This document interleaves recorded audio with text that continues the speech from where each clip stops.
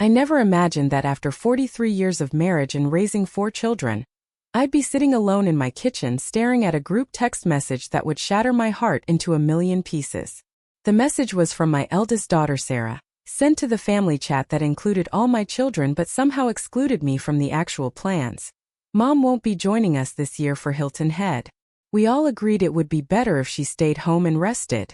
She's been slowing us down, and honestly, we want to be able to enjoy ourselves without worrying about her keeping up. I read those words 3 times before they sank in. 43 years of family vacations.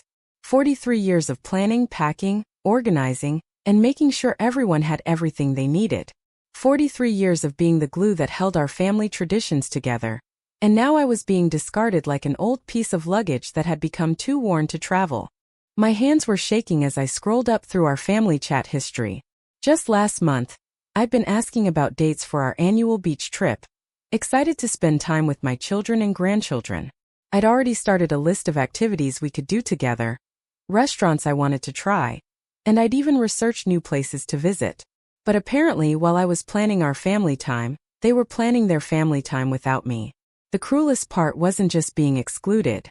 It was discovering it this way through a casual group message, as if my absence was just a minor detail to coordinate, like booking fewer hotel rooms or making a smaller dinner reservation. I wasn't even worth a phone call or a face-to-face conversation. I was simply a problem to be solved, an inconvenience to be eliminated. At 72 years old, I had suddenly become a burden to the very people I had sacrificed everything for. But what they didn't know was that their dismissive message had just awakened something in me that had been dormant for far too long. Something that would remind them exactly who Margaret Catherine Morrison really was. You see, my story begins long before that devastating text message. It starts in 1952 when I was just 21 years old, fresh out of college with a degree in business administration. Unusual for women at that time. I had dreams of opening my own boutique, maybe even a small chain of stores. I had saved every penny from my part-time jobs, had business plans sketched out in notebooks, and a fire in my belly that could have powered a small city. Then I met Robert Morrison at a church social and everything changed. He was handsome, charming, and had big dreams of his own. When he proposed 6 months later, I said yes without hesitation. But what I didn't realize was that saying yes to Robert meant saying goodbye to Margaret the entrepreneur, Margaret the independent woman, Margaret the dreamer. A wife's place is supporting her husband's career, Robert would say whenever I mentioned my business ideas. We can't have 2 people in this family chasing dreams. Someone needs to be practical. And somehow, I always ended up being the practical one. I became pregnant with Sarah within our first year of marriage, and Robert convinced me that starting a business with a baby on the way would be irresponsible. Maybe later, he'd say, when the children are older. Then came Michael 2 years later, followed by Jennifer and finally David. Each pregnancy pushed my dreams further and further into the distance, until they became just faded memories tucked away in old notebooks. For 25 years, I was the perfect wife and mother. I managed our household budget so carefully that we never wanted for anything, despite Robert's modest salary as a municipal worker. I clipped coupons, shopped sales, made clothes for the children, and turned a 2-bedroom house into a warm, loving home for 6 people. I organized every birthday party, every school event, every family gathering. And the vacations? Oh, how I poured my heart into those family vacations. Every year, starting when Sarah was just 3 years old, I planned our annual trip to Hilton Head Island. I would spend months researching the best rental houses, comparing prices, reading reviews, and creating detailed itineraries. I made sure we had activities for rainy days, knew where all the best restaurants were, and always had backup plans ready. I was the one who remembered that Michael got carsick, so I packed motion sickness medication and planned stops every hour. I knew Jennifer needed her special blanket, or she wouldn't sleep in a strange place. I remembered that David was allergic to shellfish, and always called restaurants ahead to make sure they could accommodate him. I was the one who packed the first aid kit, the sunscreen, the games for the beach, the books for quiet time. When Robert died 7 years ago from a sudden heart attack, I thought maybe those vacation traditions would end. The children were all adults with families of their own. Sarah was 38 and married to a successful attorney, with 2 teenagers who barely looked up from their phones long enough to acknowledge my existence. Michael was 36, working in finance, married with 3 young children who were sweet but exhausting. Jennifer, at 34, was a doctor married to another doctor. No children yet but a demanding career that left little time for family. And David, my baby at 31, was still figuring out his life, jumping from job to job and relationship to relationship. But instead of the tradition ending, something beautiful happened. The children insisted we continue the annual trips. "It's what Dad would have wanted," Sarah said. "Besides, these vacations are what hold us together as a family." For 7 years after Robert's death, I continued to be the planner, the organizer, the heart of our family vacations. If anything, I worked even harder to make them special. I wanted to prove that even without Robert, our family bond was strong enough to maintain our traditions. I would spend my modest widow's pension on these trips, sometimes dipping into the small savings account I'd managed to build up over the years. When the rental houses got more expensive, I found ways to cut costs in other areas of my life. I shopped at thrift stores, used coupons religiously, sometimes skipped meals so I could afford to take everyone out to nice dinners during our vacation. Last year's trip should have been a warning sign, but I was too determined to make everyone happy to see it clearly. We had rented a beautiful house just steps from the beach. I had planned everything perfectly as always, but from the moment we arrived, I felt like an outsider in my own family vacation. Sarah's teenagers, Emma and Jason, both 16 and 14, spent the entire week glued to their devices, complaining about the Wi-Fi speed and asking when they could go home. When I suggested we build sandcastles like we used to, Emma rolled her eyes and said, "Grandma, that's for little kids." When I offered to teach Jason how to cook his favorite pancakes, he just shrugged and said he'd rather order something from a food delivery app. Michael's children, Lucy, 8, Nathan, 6, and little Sophie, 4, were sweet, but Michael and his wife Kelly seemed to view me as a built-in babysitter rather than a grandmother trying to spend quality time with her family. Every time I sat down to relax, one of them would ask if I could watch the kids, so they could go for a walk on the beach or grab drinks at a nearby bar. "Mom, you're so good with children," Kelly would say with that bright, fake smile of hers. "The kids just love spending time with their grandma." What she really meant was, "You're free childcare, and we want some time to ourselves." Jennifer and her husband Paul treated the entire vacation like a work retreat. They brought their laptops and spent most days making phone calls and answering emails. When I suggested we all have dinner together one evening, Jennifer sighed dramatically and said, "Mom, we're trying to unwind here. Can't we just order pizza and eat on our own schedules?" And David, my youngest, who I thought might be different, spent most of the week nursing hangovers from nights out at beach bars, sleeping until noon and complaining about everything from the temperature of the house to the brand of coffee I'd bought. But the moment that should have prepared me for this year's exclusion happened on the second-to-last day of the trip. I had planned a special outing, a dolphin watching tour that I'd been excited about for months. I thought it would be something we could all do together, a chance to create those precious family memories that seem so rare these days. When I announced the tour at breakfast, the response was underwhelming, to put it mildly. "I don't really want to be on a boat for 3 hours," Sarah said, not even looking up from her phone. "The kids will probably get seasick," Michael added. "Paul and I were planning to work this morning," Jennifer said. "We have a conference call we can't miss." "I'm not really feeling it," David mumbled from behind his sunglasses, clearly hungover again. I felt my heart sink, but I forced a smile. "Well, maybe we could do something else together? Mini golf? A nice lunch somewhere." The silence that followed was deafening. Finally, Sarah looked up from her phone with an expression of barely concealed irritation. "Mom, we're on vacation. We want to relax. We don't need every minute planned out like we're children on a school trip." The words stung, but what hurt even more was the murmur of agreement from my other children. Here I was trying to create meaningful experiences for our family, and they saw me as pushy and controlling. That afternoon, while everyone scattered to their own separate activities, I sat alone on the beach thinking about the woman I used to be. The woman who had dreams and ambitions and fire in her belly. Somewhere along the way, in my dedication to being the perfect wife and mother, I had lost myself completely.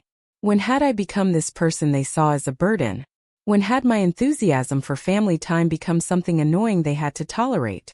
When had my love and effort become too much? The dolphin tour tickets sat unused on the kitchen counter, $65 each for 6 people. Nearly $400 of my pension money spent on an experience no one wanted to share with me. On the drive home from that trip, crammed into the back seat of Michael's SUV while his children argued and cried around me, I made a quiet promise to myself. If my family didn't appreciate the effort I put into our vacations, maybe it was time to put that effort somewhere else. But I didn't act on that promise right away. Hope is a stubborn thing, especially when it comes to family. I spent the following months convincing myself that last year's trip was just a rough patch, that this year would be different. I started planning early, researching new activities, looking for a rental house that might be more convenient for everyone. I even considered booking 2 houses. One for the families with young children, one for the adults, thinking that might make everyone more comfortable. I was in the middle of comparing rental properties online when that text message arrived and changed everything. Mom won't be joining us this year for Hilton Head. We all agreed it would be better if she stayed home and rested. She's been slowing us down, and honestly, we want to be able to enjoy themselves without worrying about her keeping up. The casual cruelty of it took my breath away. They had all agreed. Behind my back, my 4 children had discussed me like I was a problem to be solved, and unanimously decided I was no longer welcome on the family vacation I had been organizing and funding for decades. I sat in my kitchen for 3 hours that day, crying harder than I had since Robert's funeral.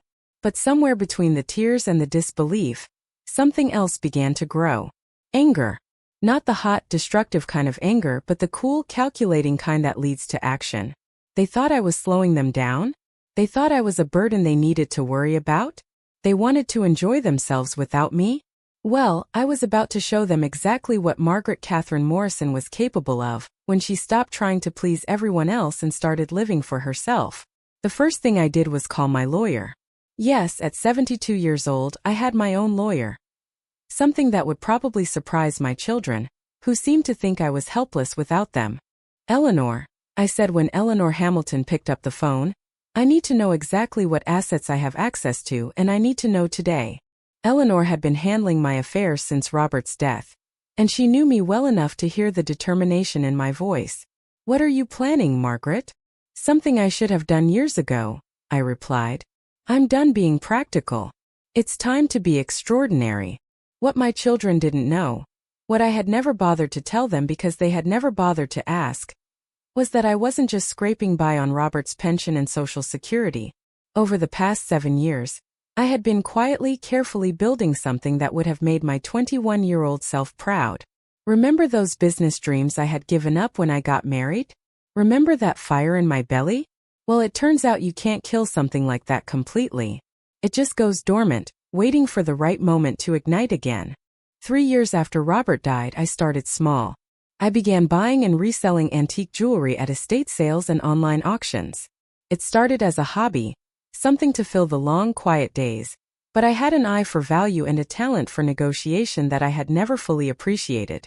Within 6 months, my little hobby was generating more income than I was spending. Within a year, I had turned it into a legitimate business. By the end of year 2, I was making more money than Robert ever had in his municipal job. I kept quiet about it, partly out of habit and partly because I enjoyed having something that was entirely mine. When the children asked how I was managing financially, I would just say I was getting by or making do. They never pressed for details, probably because they were relieved not to be asked for financial help. By the time I received that devastating text message, my little antique jewelry business had grown into something much more substantial. I had online stores, regular clients, and connections with estate sales and auction houses across 3 states. My bank account, the one my children knew nothing about, had a balance that would have shocked them. But more than the money, I had something even more valuable. I had remembered who Margaret Morrison really was underneath all those years of being wife, mother, grandmother, and family vacation coordinator. Eleanor's call back came within 2 hours. Margaret, you have more liquid assets available than I think you realize. Between your business account, your investment portfolio, and your savings, you're looking at significant flexibility. What exactly are you planning? I took a deep breath. Eleanor, I want you to help me plan the most extraordinary vacation of my life. Money is no object. I want something that will remind me, and maybe some other people, that I'm not done living yet. How extraordinary are we talking? I want to charter a yacht, Eleanor. A private yacht. Something beautiful and luxurious and completely over the top. I want a crew, a chef, maybe a spa treatment or two. I want to go somewhere I've never been, eat food I've never tried, and spend a week being treated like the queen I should have been all along. There was a pause on the other end of the line. Then Eleanor started laughing. Not at me but with me. Margaret Morrison, I have been waiting 7 years for you to say something like this. The next morning I started making calls. Not to ask for permission or to check if my plans would inconvenience anyone, but to book the adventure of a lifetime. I found her through a luxury charter company that Eleanor recommended, the Serendipity, a 90-foot yacht with 4 guest suites, a full crew of 6, and a chef trained at Le Cordon Bleu. She was available for charter in the Caribbean during the exact same week my family would be in Hilton Head. The coincidence felt like destiny. The charter cost more money than I had spent on anything except my house, but when I saw the photos and read the descriptions of the onboard amenities, I didn't hesitate. Private balconies, a hot tub on the deck, water sports equipment, a library, a wine cellar, and a crew dedicated to making sure my every need was met. But I didn't want to take this journey alone. For the first time in decades, I was going to be selfish, but I also wanted to share this experience with someone who would appreciate it. I called my sister Rose, who lived in California and who I hadn't seen nearly enough since Robert's death. Rose was 2 years younger than me, had never married, and had spent her career as a travel photographer. She had always been the adventurous one in our family, the one who sent postcards from exotic locations, while I was home changing diapers and planning potluck dinners. Rose, I said when she answered, how would you feel about joining me on a luxury yacht charter in the Caribbean? Margaret, are you having some kind of breakdown? Did something happen? I laughed. Actually laughed. For the first time in weeks. Something did happen, Rose. I remembered who I used to be before I became everybody's mother and nobody's priority. I told her everything. The text message, the years of being taken for granted, the feeling of becoming invisible in my own family. I told her about my business, about the money I'd saved, about the decision to stop trying to earn love from people who seemed determined not to give it. So, I concluded, I'm asking if you want to join me for a week of being absolutely, ridiculously, unapologetically spoiled. Rose was quiet for a long moment. Then she said, Margaret, I have been waiting my entire life for you to invite me on an adventure. Yes. 1,000 times yes. The next person I called was my friend Dolores from church. Dolores was 78, recently widowed, and one of the sharpest, funniest women I'd ever met. She had been quietly encouraging me to stand up for myself for years, though I'd been too comfortable in my martyr role to listen. Dolores, I said, how do you feel about yacht charters? Honey, I feel like there's something rich people do while the rest of us watch them on TV and eat envy for breakfast. Well, how would you like to be a rich person for a week? I explained my plan, and Dolores was silent for so long I thought the call had dropped. Finally, she said, Margaret Morrison, are you telling me that you're going to charter a private yacht and sail around the Caribbean like some kind of fabulous old broad from a movie? That's exactly what I'm telling you. And you want me to come along and be fabulous with you? I do. Well, hell yes, honey. It's about damn time. The third person I invited was someone who might surprise you. My neighbor's daughter, Amanda. Amanda was 28, recently divorced, and going through the kind of difficult transition that I remembered well from my own life, though for different reasons. Amanda had been coming over to check on me ever since her mother had asked her to keep an eye on the sweet old widow next door. But instead of treating me like a charity case, Amanda had started staying for coffee, asking for advice, and sharing stories about her own life challenges. She was the only person in months who had asked me about my interests, my past, my thoughts on things that didn't relate to my children or grandchildren. When I told her I had once dreamed of opening my own business, she didn't dismiss it as ancient history. She said, "It's never too late, Mrs. Morrison. My grandmother started a catering company when she was 75. Amanda represented something I wanted to remember. That age doesn't have to mean the end of possibilities. That wisdom and experience can be assets, not burdens." When I called to invite her, she was speechless. Then she started crying. "Mrs. Morrison, I can't accept something like this. I could never afford to pay you back." "Amanda," I said firmly, "this isn't a loan. This is a gift. From one woman to another. From someone who waited too long to start living for herself to someone who still has time to get it right the first time. She said yes. The yacht charter was booked for the second week of June, the exact same week my family would be in Hilton Head, celebrating their freedom from their burdensome mother and grandmother. But I wasn't finished planning. I booked first-class flights to St. Thomas for all 4 of us. I arranged for a car service to pick us up and take us to the marina. I scheduled spa treatments, private shopping excursions, and dinner reservations at the most exclusive restaurants on the islands we'd visit. I bought new clothes. Not the practical, sensible outfits I usually wore, but beautiful, flowing dresses and elegant sandals. I got my hair done professionally for the first time in 5 years. I even bought a new set of luggage, the kind that whispered luxury traveler, instead of screaming church potluck coordinator. But the thing I was most excited about was the photographer. Yes, I hired a professional photographer to document our trip. Not just any photographer, but someone who specialized in luxury travel photography, someone who could capture not just where we were, but who we were becoming. I want photos that show for women living their absolute best lives. I told him during our consultation call. I want images that radiate joy and confidence, and the kind of freedom that comes from finally putting yourself first. He understood immediately. You want proof of paradise, he said. You want documentation of your own personal renaissance. Exactly.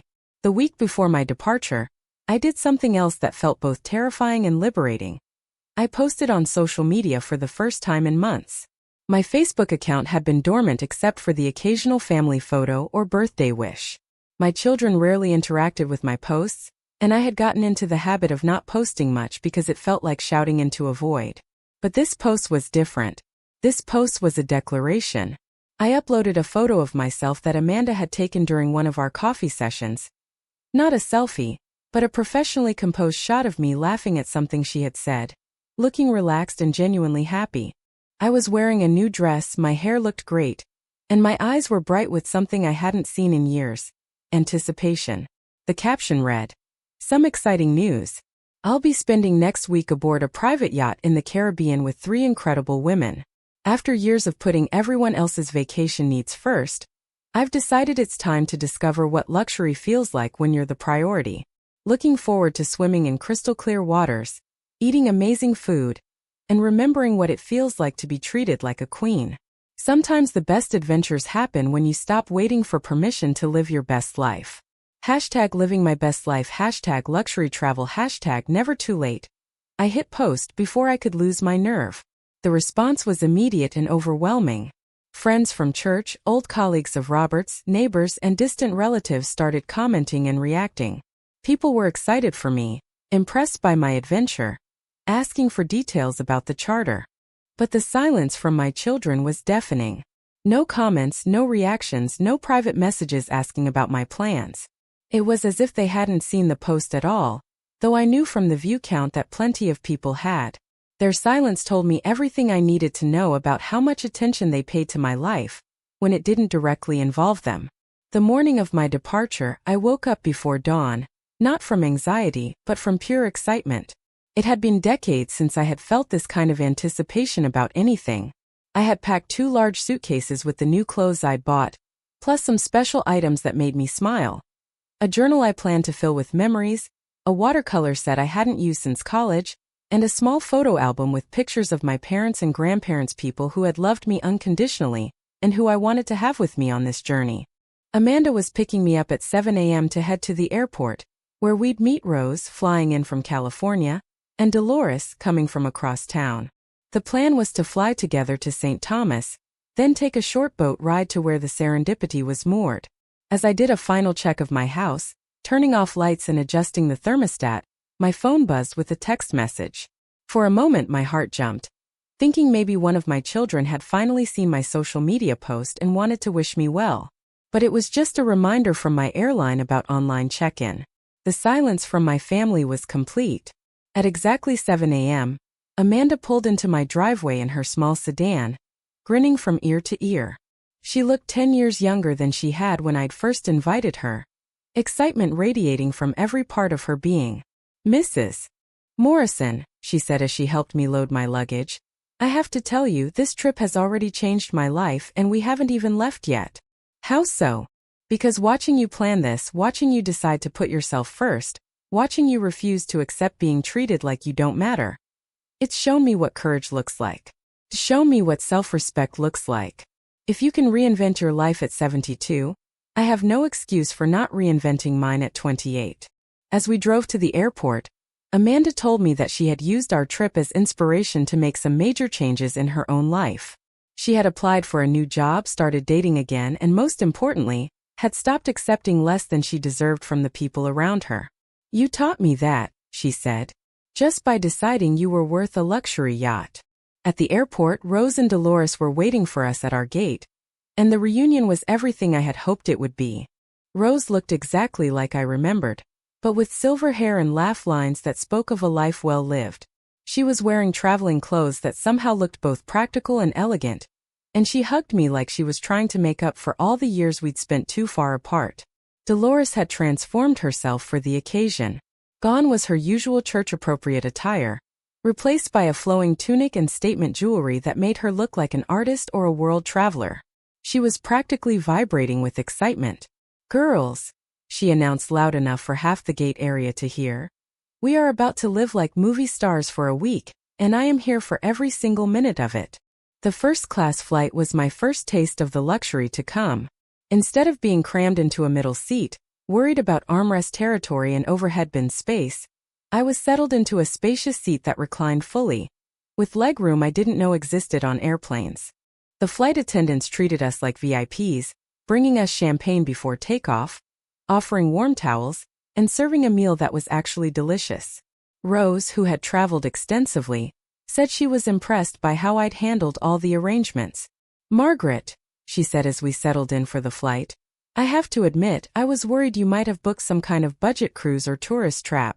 But this is the real deal. How did you learn to plan luxury travel?" I smiled as I sipped my champagne. "The same way I learned everything else in my life, Rose. I researched, I planned, and I refused to accept anything less than the best. The only difference is that this time, I'm doing it for myself instead of for people who don't appreciate the effort." During the flight, I found myself thinking about all the family vacations I'd planned over the years. All the hours spent comparing prices, reading reviews, calling hotels and restaurants to make sure everything was perfect.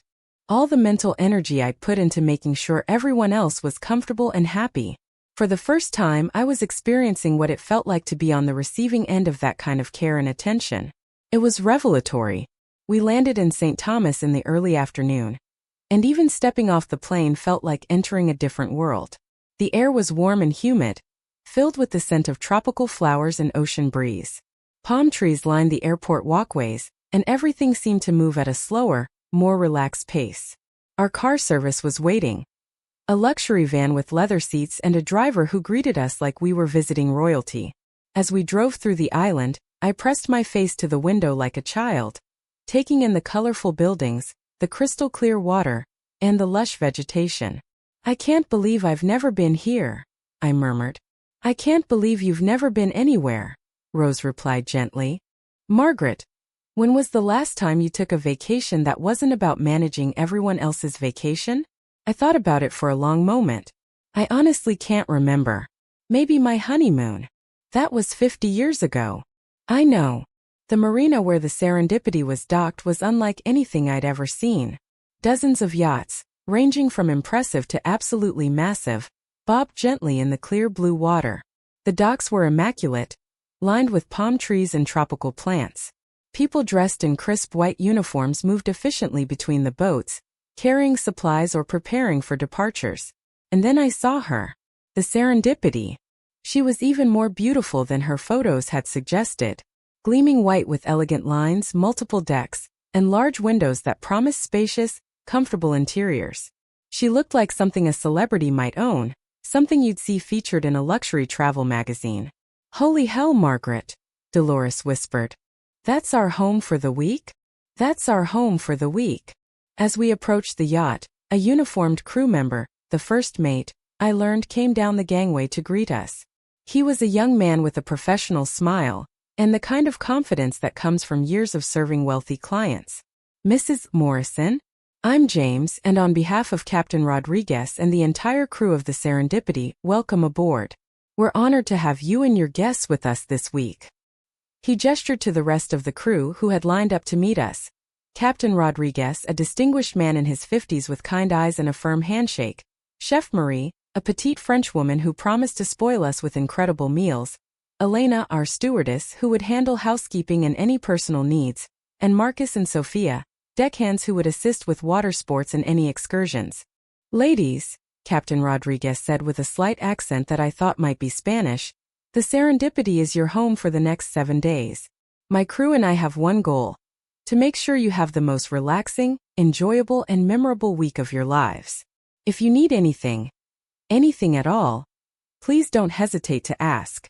James gave us a tour of the yacht, and with each room we entered, I felt more amazed by what I had arranged for us. The main salon was spacious and elegant, with comfortable seating, a state-of-the-art entertainment system, and large windows that provided panoramic views of the ocean. The dining area was formal but welcoming, with a table that could seat 8 and a sideboard stocked with crystal glasses and fine china. But it was the staterooms that really took my breath away. Each of us had our own private suite with a queen-sized bed, a sitting area, a private bathroom with a marble shower, and French doors that opened onto a private balcony. My room, the master suite, also had a small office area and a walk-in closet. Mrs. Morrison, James explained, your suite includes 24-hour room service, a personal safe, and a communication system that connects you directly to any member of the crew. Your balcony is private and includes seating for 4, in case you'd like to host your guests for coffee or cocktails. As I stood on my private balcony, looking out at the crystal-clear Caribbean water, I felt something I hadn't experienced in decades. The sense that I was exactly where I belonged, living exactly the life I deserved. That evening, we had our first dinner aboard the Serendipity, and it was a revelation. Chef Marie had prepared a 4-course meal that was better than anything I'd eaten at any restaurant. Caribbean lobster with mango salsa, perfectly grilled fish with tropical fruit chutney, roasted vegetables that somehow tasted more vibrant than any vegetables I'd ever had, and a chocolate dessert that made Dolores actually moan with pleasure. We ate on the aft deck under string lights, with soft music playing and the gentle sound of water lapping against the yacht. Elena kept our wine glasses filled and anticipated our needs before we even realized we had them. Margaret, Rose said as we lingered over coffee and cognac, this is absolutely incredible. I've traveled all over the world, and this is as good as it gets. Better than the Ritz in Paris? I asked. Better than the Ritz in Paris. Because this isn't just luxury accommodations. This is luxury with intention. This is you finally treating yourself the way you deserve to be treated. As we sat there talking and laughing and enjoying the warm evening air, I realized I hadn't thought about my children once since boarding the yacht. For the first time in years, I was completely present in my own life, focused on my own experience, surrounded by people who appreciated my company and wanted to spend time with me. But the real magic started the next morning. I woke up in my comfortable bed to the gentle movement of the yacht and sunlight streaming through my balcony doors. We were moving. Captain Rodriguez had pulled anchor early in the morning, and we were sailing to our first stop, the British Virgin Islands. I put on a flowing sundress and sandals, and stepped out onto my private balcony with a cup of coffee that Elena had brought to my room. The sight that greeted me was something from a postcard. Endless blue water in every direction, small islands dotting the horizon, and the feeling of absolute freedom that comes from being surrounded by beauty with no schedule to keep and no one else's needs to manage. For breakfast, Chef Marie had prepared fresh fruit, pastries, eggs Benedict, and Caribbean-style coffee that was unlike anything I'd ever tasted. We ate on the upper deck, watching dolphins play in our wake and seabirds dive for fish. You know what I love most about this? Amanda said as she spread jam on a croissant. We don't have to be anywhere at any specific time. We don't have to worry about anyone else's preferences or schedules. We can just be. That, said Dolores, is what money can buy. Not just luxury, but freedom from other people's limitations. Our first stop was Virgin Gorda, where we visited the famous baths, massive granite boulders that create hidden pools and grottos of crystal clear water. But instead of fighting crowds and following tour group schedules, we arrived by private tender with Marcus as our guide, and we had the place virtually to ourselves. I found myself swimming. Actually swimming in water so clear I could see my painted toenails perfectly. The water was warm, the sun was gentle on my skin, and I felt weightless in a way that had nothing to do with buoyancy. When was the last time you went swimming, Margaret? Rose asked as we floated in a secluded pool surrounded by granite walls. I had to think about it. Probably 10 years ago at one of our family beach trips. But I spent the whole time watching the grandchildren and making sure no one drowned or got too much sun. And how does this compare? I closed my eyes and let the water support me completely. This feels like I'm swimming for the first time. That afternoon, back on the yacht, we were treated to spa services that the crew had arranged. Professional masseuses came aboard and set up a treatment area on the upper deck, where we each received hour-long massages while listening to the ocean and feeling the sea breeze on our skin. As skilled hands worked out tension I didn't even know I was carrying, I found myself thinking about all the years I had spent taking care of everyone else's physical comfort, while ignoring my own. When was the last time anyone had asked if my shoulders were sore from carrying everyone else's burdens? When was the last time someone had been concerned about my stress or my need to relax? The massage therapist, a serene woman named Luna, worked on knots in my neck and back while soft music played in the background. You carry a lot of tension, she observed. But your body is responding well. You just need to give yourself permission to let go. That evening, we docked at Tortola, and Captain Rodriguez had arranged for us to have dinner at a renowned restaurant that was normally booked months in advance. But when you're chartering a yacht, doors open that might otherwise remain closed. The restaurant, perched on a hillside overlooking the harbor, offered views that seemed impossible and food that was even better than what Chef Marie had been preparing. We had a private table on the terrace, where we could watch the sunset paint the sky in shades of orange and pink while enjoying wine from the restaurant's exclusive collection. During dinner, our professional photographer David, a charming man in his 30s who had flown in specifically for this shoot, began documenting our evening. But these weren't posed, awkward photos like the ones we usually took on family vacations. These were natural, candid shots that captured us laughing, talking, enjoying each other's company. The light here is incredible, David said as he captured a shot of the four of us toasting our good fortune. But more than that, you ladies have this glow about you. You look like women who are exactly where they want to be. After dinner, we walked through the town's small but charming shopping district, where I did something I hadn't done in years. I bought things simply because I wanted them. A hand-painted silk scarf, some locally made jewelry, a beautiful journal bound in Caribbean leather. At each shop, when the proprietors learned we were from the Serendipity, they treated us with a level of attention and respect that I wasn't used to. They offered us champagne while we browsed, shared stories about the craftsmanship of their pieces, and wrapped our purchases like precious gifts. It's amazing how differently people treat you when you're arriving by private yacht instead of tour bus, Rose observed as we walked back to the marina. It's not just the yacht, Amanda replied. It's how we're carrying ourselves. We're acting like women who deserve good treatment, so that's what we're getting. That night, as I sat on my private balcony writing in my new journal, I realized something profound was happening to me. For the first time in decades, I was remembering what it felt like to be Margaret. Not Robert's wife, not Sarah and Michael and Jennifer and David's mother, not anyone's grandmother or caretaker or coordinator. Just Margaret. A woman with her own desires, her own interests, her own right to luxury and adventure and joy.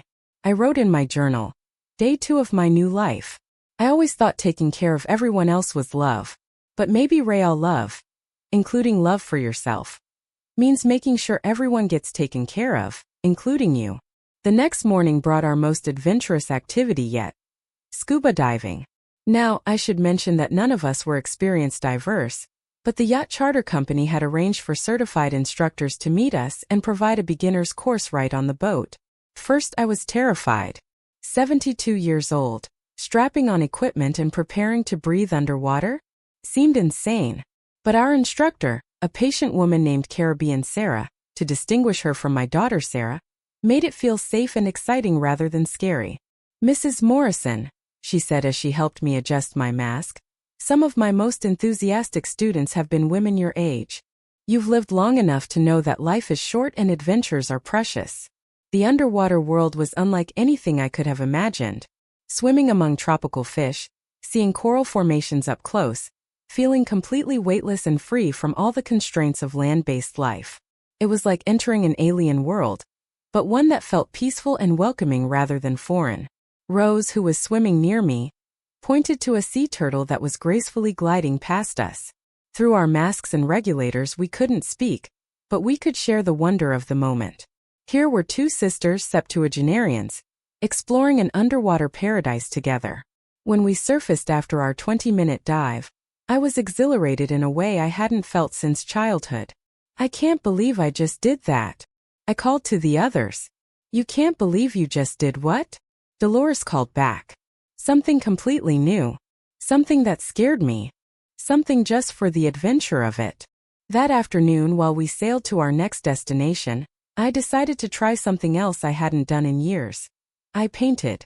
The watercolor set I brought sat unopened in my stateroom for the first 2 days, but something about the morning's adventure had awakened my creative spirit. I set up on the upper deck with a small easel and tried to capture the colors of the water and sky. I wasn't very good. My painting looked more like a child's art project than anything worthy of display, but the process of mixing colors and trying to translate beauty into brushstrokes felt like meditation. Amanda found me there and sat down with her own journal. "What are you painting?" "I'm trying to paint the way the water looks different at different depths," I said. "See how it's almost turquoise near the yacht, but deep blue further out, and then it gets lighter again near that island? That's exactly what it looks like. You're really capturing it." "I don't think I am, but I'm enjoying the trying." "Mrs. Morrison, can I tell you something? Watching you discover new things about yourself this week has been incredible. You light up when you try something new. You should have been doing this all along." I set down my brush and looked at this young woman who had become such an important part of my life. "Amanda, I think I forgot that I was allowed to have interests that weren't about taking care of other people. I forgot that I was allowed to spend time and money on things that were just for me." "Why did you forget?" I thought about it as I cleaned my brushes. "I think because no one ever told me I was worth it. Robert loved me, but he saw my role as supporting his dreams, not pursuing my own. My children love me, but they see my role as being available for their needs.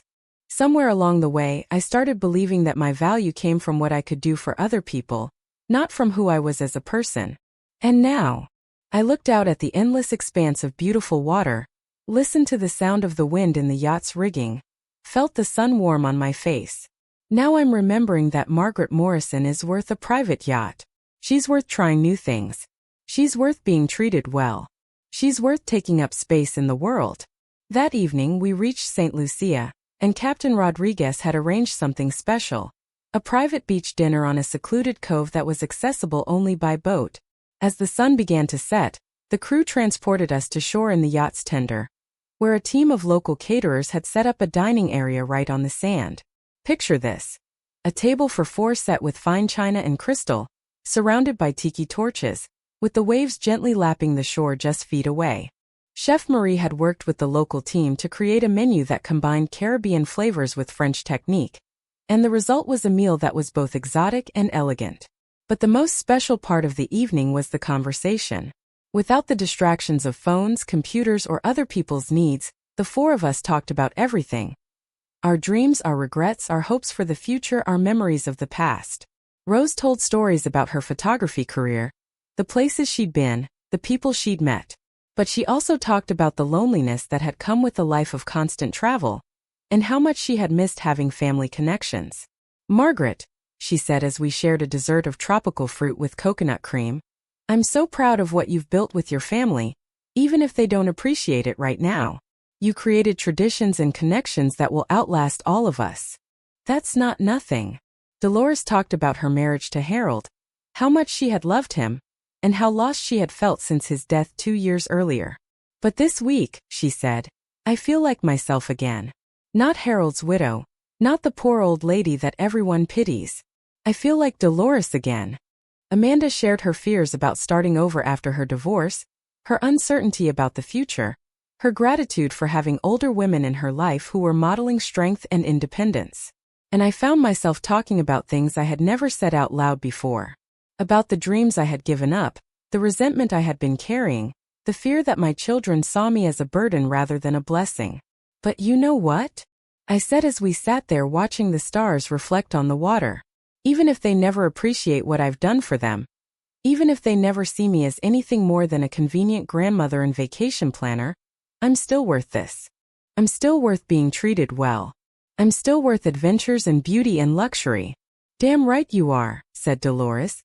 That night I slept better than I had in months.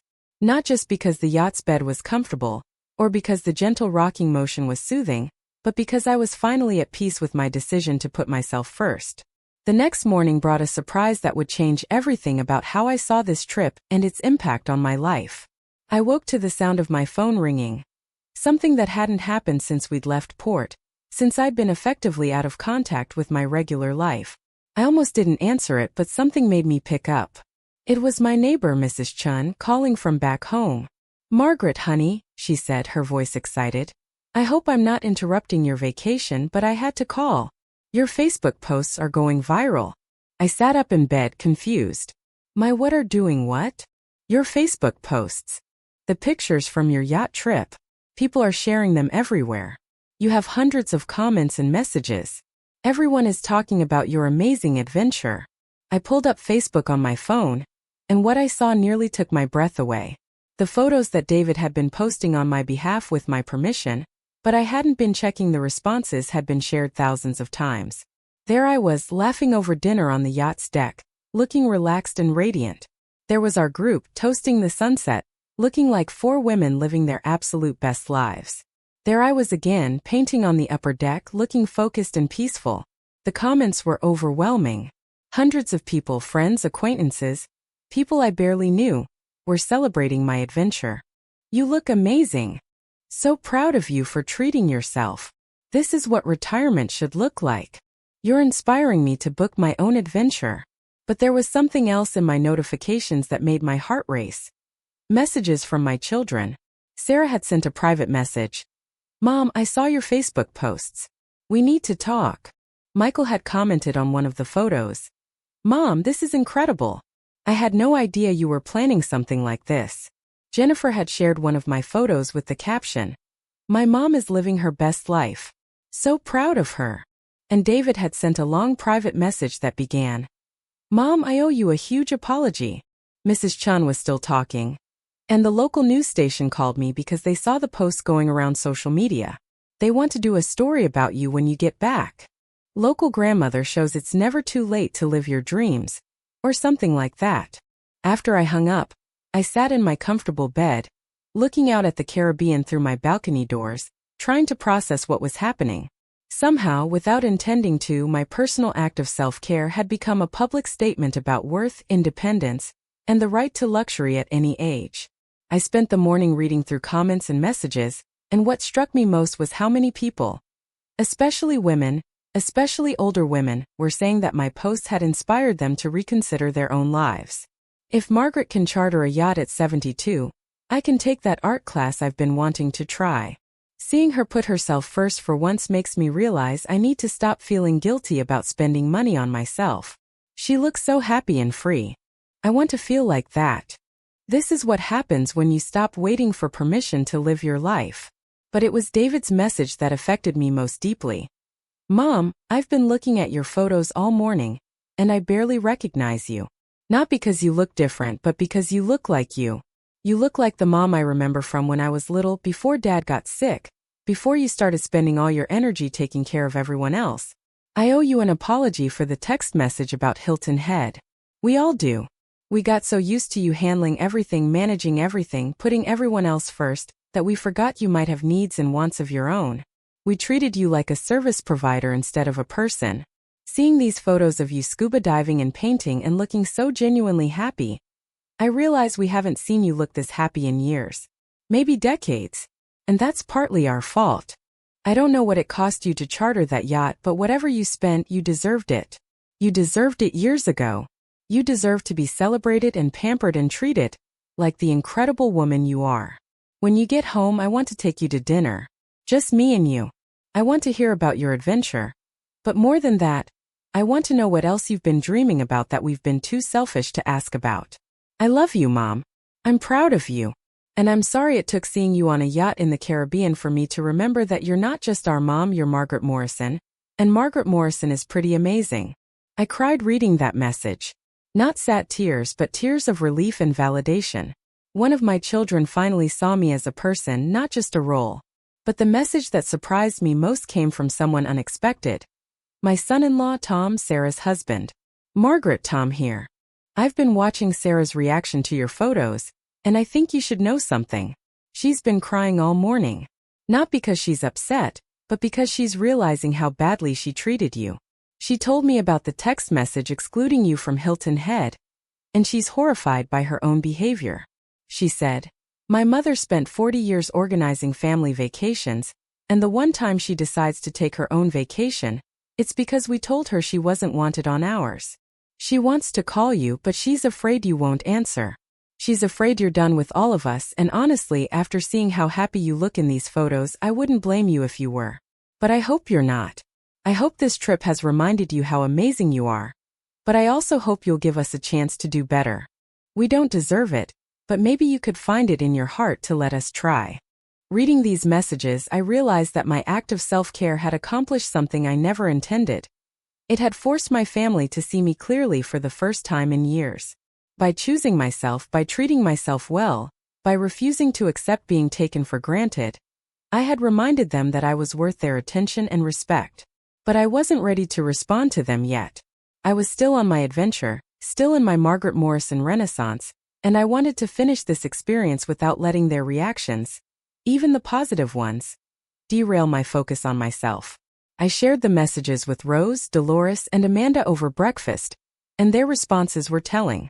"I'm glad they're finally seeing what we've always known," Rose said. "But don't let their guilt rush you into forgiveness before you're ready." "Exactly," Dolores agreed. "You spent decades putting their needs first. Don't let them manipulate you into cutting your self-discovery short, just because they're uncomfortable with their own behavior." Amanda, ever the wise young woman, had perhaps the most insightful response. "Mrs. Morrison, the fact that they only noticed your worth when you stopped being available to them tells you everything you need to know about the dynamic that was in place. The question is, what kind of relationship do you want going forward?" That afternoon we reached our final destination, Barbados. Captain Rodriguez had saved the best for last, docking at a marina that was like something from a movie, pristine, exclusive, surrounded by luxury shops and world-class restaurants. But more than that, he had arranged a special surprise for our last evening. A private party on the yacht's upper deck, with live music from a local steel drum band, gourmet catering, and an open bar featuring the island's best rums and tropical cocktails. "Mrs. Morrison," he said as the crew prepared for the festivities, "in 20 years of chartering, I've never had guests who so clearly deserved every moment of luxury they experienced. It has been an honor to be part of your adventure." As the sun set on our final evening, I stood on the yacht's upper deck, surrounded by new friends, listening to beautiful music, feeling the warm Caribbean breeze on my skin. David, our photographer, was capturing the evening, but I was also capturing it in my heart. The memory of what it felt like to be celebrated, cherished, and treated like a queen. The steel drum music was infectious, and despite my age and my usual self-consciousness, I found myself dancing. Actually dancing with abandon, laughing as Rose and Dolores and Amanda joined me. "Look at you," Amanda called over the music. "You're glowing." "I feel like I'm glowing," I called back. And it was true. I felt radiant from the inside out, like I had been recharged by a week of prioritizing my own joy. As the evening wound down and we sat together sharing one last bottle of champagne, I realized that this trip had given me something more valuable than luxury or adventure. It had given me back myself. "Ladies," I said, raising my glass, "this week has reminded me who Margaret Morrison really is. Not who she became when she got married, not who she became when she had children, not who she became when she started putting everyone else's needs first. This week reminded me of the woman I was always supposed to be." "And who is that woman?" Rose asked. "Someone who deserves good things. Someone who's worth celebrating. Someone who doesn't need permission to live beautifully." "To Margaret Morrison," Dolores toasted, "who finally remembered she was worth a yacht." "To Margaret Morrison," Amanda added, "who showed all of us what courage looks like." To Margaret Morrison, Rose concluded. My sister, my friend, and the star of her own life story. That night I sat in my luxurious stateroom, packing my belongings and reflecting on what would happen when I returned home. I had dozens of messages from my children, multiple interview requests from local media, and hundreds of comments from people who had been inspired by my adventure. But more than the external validation, I had something internal that I hadn't possessed a week earlier. The absolute certainty that I was worth every dollar I had spent, every moment of luxury I had experienced, every second of putting myself first. I opened my journal and wrote, "Tomorrow I fly home to my regular life, but I will never again be the woman who accepts being taken for granted.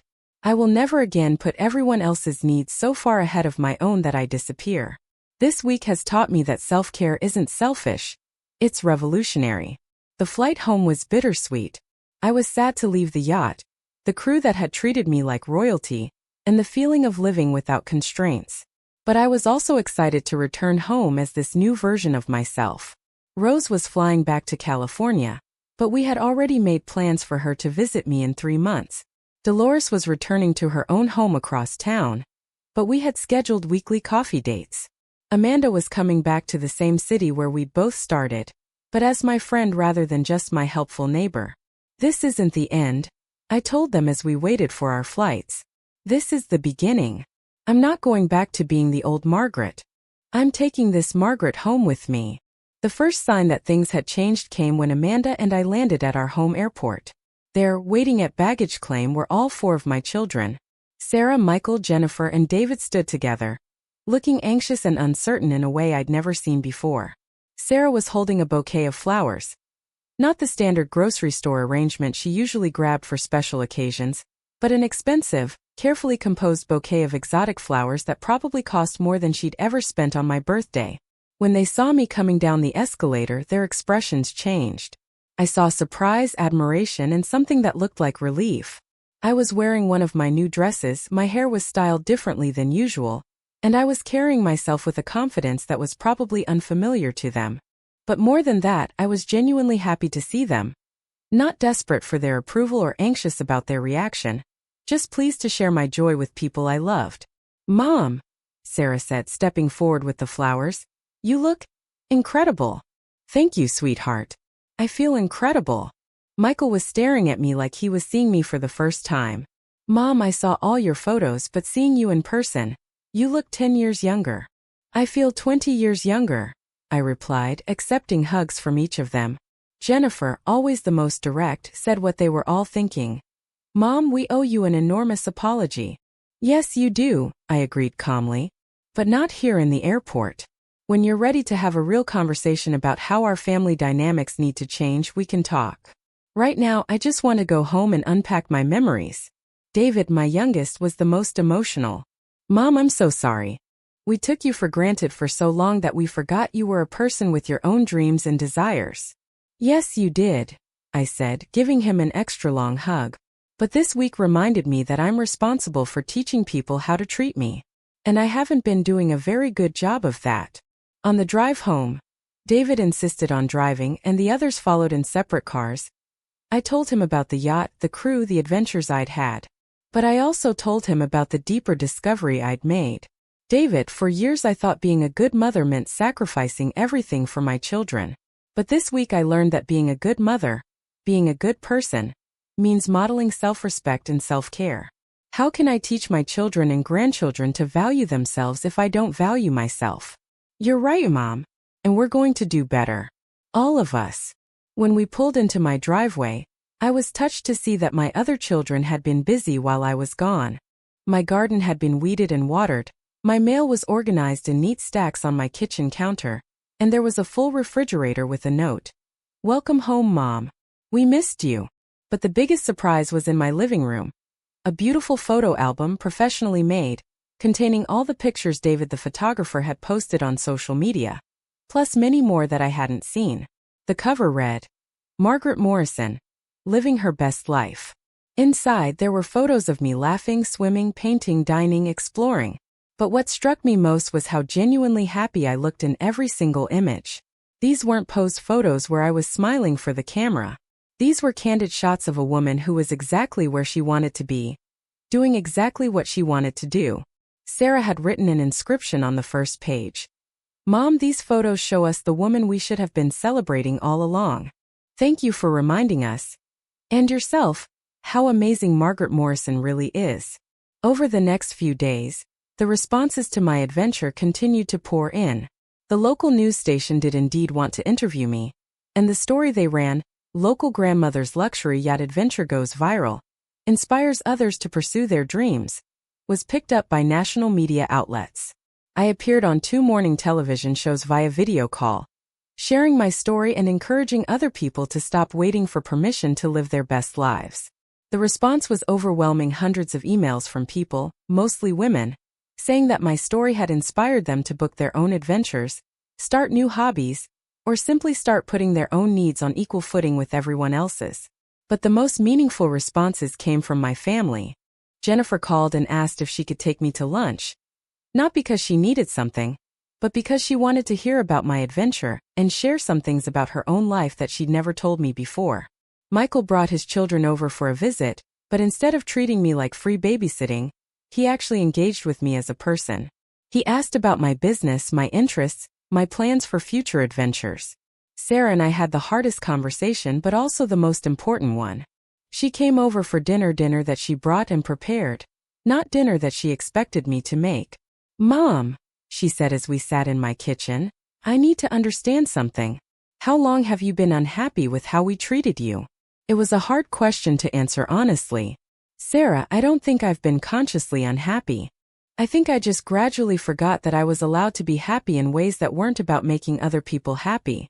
But you must have been hurt by that text message about Hilton Head."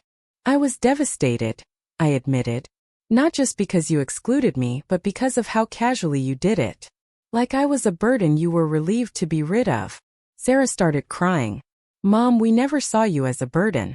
We saw you as, I don't know, as this constant, reliable force. Like you didn't have needs or wants of your own. Like making us happy was all you needed to be happy." For a long time I thought that was true. But this week I remembered that I'm a person, not just a role. I'm allowed to want things for myself. I'm allowed to spend money on myself. I'm allowed to prioritize my own joy. You are. And we're going to do better. All of us. We want you to be happy, Mom, but we want you to be happy as yourself, not as our service provider. The conversation continued for 3 hours, and by the end of it, we had established new boundaries and new expectations. I would no longer automatically handle all the planning for family events unless I wanted to. They would no longer assume I was available whenever they needed something without asking if it was convenient for me.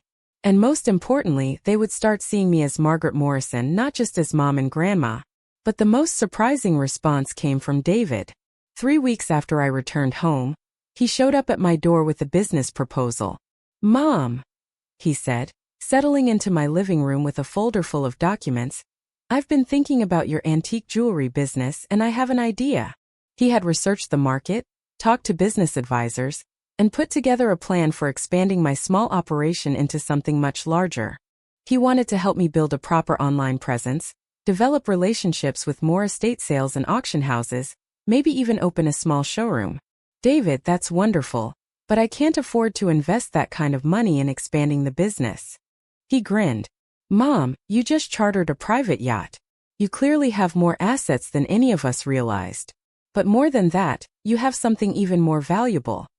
You have a good business sense, and the kind of work ethic that builds successful companies. Are you suggesting we go into business together? I'm suggesting you let me help you build the company you should have built 40 years ago. I'm suggesting you let me be your business partner instead of your disappointment of a youngest child." It was an offer I couldn't refuse, both because it made good business sense and because it represented a completely new kind of relationship with one of my children. One based on mutual respect and shared goals rather than obligation and guilt. 6 months later, as I write this final entry in my Yacht Adventure Journal, my life has been transformed in ways I never could have imagined. Morrison Vintage Jewelry has become a thriving business with an online presence, regular estate sale clients, and a growing reputation in the antique jewelry world. David and I make a great team. He handles the technology and marketing aspects while I handle the buying, authentication, and client relationships. More importantly, my relationship with all my children has evolved into something healthier and more balanced. They still call when they need things, but they also call just to talk. They still invite me to family events, but they also ask about my schedule and interests instead of assuming I'm always available. The annual family vacation happened as planned, but with some significant changes. First, they invited me properly, asking if I would like to join them rather than assuming I would handle all the planning. Second, when I said I would love to come but wouldn't be organizing everything, they stepped up and handled the logistics themselves. Third, when I showed up with my new wardrobe and my new confidence, they treated me like a valued family member rather than a built-in babysitter. But perhaps most importantly, I've continued to prioritize my own adventures and dreams. Rose and I have taken 2 more trips together, a wine tasting tour through Napa Valley and a photography expedition through the Canadian Rockies. Dolores and I have started a weekly painting class, where we're both terrible but having tremendous fun. Amanda and I have become true friends, supporting each other through life's challenges and celebrating each other's successes. I've also started dating, something that would have seemed impossible before my yacht adventure. A gentleman named Frank, who I met through the antique jewelry business, has been taking me to dinner, theater performances, and art galleries. He treats me like a fascinating woman worth getting to know, not like someone's grandmother who should be grateful for any attention. The local news story about my yacht adventure led to speaking engagements at women's groups, retirement communities, and business organizations. I never set out to become a motivational speaker, but apparently my story resonates with people who have been putting everyone else's needs ahead of their own. The message I share is simple. You are worth good treatment, luxury experiences, and the pursuit of your own dreams, regardless of your age or your responsibilities to other people. Self-care isn't selfish. It's necessary. And sometimes the best gift you can give the people who love you is showing them what it looks like to love yourself. The yacht adventure cost me nearly $30,000, and it was worth every penny. Not just for the luxury, the beautiful locations, or the incredible experiences, but for what it taught me about my own worth. For too many years, I accepted being taken for granted because I didn't believe I deserved anything better. I accepted being seen as a role rather than a person because I had forgotten that Margaret Morrison was worth knowing. That week on the Serendipity reminded me that I am worth celebrating. I am worth luxury. I am worth adventure. I am worth being treated well. And so are you. Whether you're 28 like Amanda, trying to rebuild your life after a major change, or 72 like me, trying to remember who you were before you became everything to everyone else, you are worth more than you're probably settling for. You don't need permission to live well. You don't need to wait until everyone else's needs are met before you meet your own. You don't need to earn the right to treat yourself well by first being perfect for everyone else. You just need to remember that you matter. Your dreams matter. Your happiness matters. Sometimes it takes a private yacht to remember that, but the yacht isn't really the point. The point is deciding that you're worth the yacht, or whatever your yacht might be. My children learned to value me when I started valuing myself. My friends started treating me better when I started expecting better treatment. The world started seeing me as someone worth celebrating when I started celebrating myself. That text message that excluded me from the family vacation was the catalyst, but it wasn't the real story. The real story is what happened when a 72-year-old woman remembered that she was worth a private yacht, and everything that came after that realization. These days, when people ask me for advice about dealing with difficult family relationships or feeling unappreciated, I tell them about my yacht. Not because everyone should charter a yacht, but because everyone should do something that reminds them of their own worth. Maybe your yacht is a cooking class you've been wanting to take. Maybe it's a weekend getaway you've been postponing. Maybe it's saying no to a request that would be convenient for everyone else but inconvenient for you. Maybe it's buying something beautiful for yourself without justifying the expense to anyone else. Whatever your yacht is, you deserve it. You deserve to be treated well, starting with how you treat yourself. The family that once told me I was not wanted on their vacation now calls me their inspiration. The children who once saw me as a burden now see me as a role model. The grandchildren who once barely looked up from their phones now ask me to tell them stories about my adventures. But the most important transformation wasn't in how they see me. It was in how I see myself. I am Margaret Morrison. I am 72 years old. I am a successful businesswoman. a world traveler, an adventurer, and a woman who knows her worth. And I am absolutely positively never too old for a private yacht.